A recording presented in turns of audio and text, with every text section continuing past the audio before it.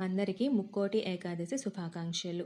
ఎప్పుడూ చేసే రవ్వ కేసరి కాకుండా ఇలా రవ్వ పాయసం చేయండి. చాలా చాలా బావుంటుంది.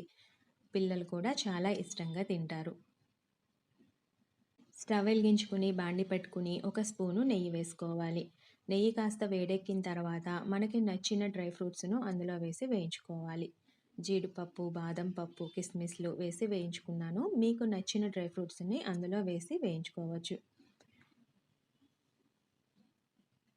ఇవి వేగిన తర్వాత ఒక ప్లేట్లోకి తీసుకొని చల్లారనివ్వాలి. ఇప్పుడు అదే నెయ్యిలో ఒక కప్పు బొంబాయి రవ్వ, గోధుమ రవ్వను వేసి వేయించుకోవాలి. ఇది కొంచెం వేగిన తర్వాత ఇందులోనే ఒక కప్పు పచ్చి కొబ్బరి తురుము వేసి వేయించుకోవాలి. కొబ్బరి వేయడం వలన పాయసం టేస్ట్ చాలా బావుంటుంది. ఈ 2 కూడా బాగా వేగిన తర్వాత ఒక కప్పుకి 6-7 కప్పుల పాలను అందులో పోసుకోవాలి. గోధుమ రవ్వ ఉడకడానికి ఎక్కువ సమయం పట్టదు. ఒక్క నిమిషం పాటు ఉడికించుకుంటే సరిపోతుంది. ఇది కొంచెం దగ్గర పడిన తర్వాత మన టేస్ట్‌కి తగ్గట్టుగా కప్పున్నర నుంచి 2 కప్పుల వరకు పంచదారను అందులో వేసుకోవాలి. పంచదార కూడా బాగా కలిసేంత వరకు ఒకసారి కలుపుతూ ఉండాలి.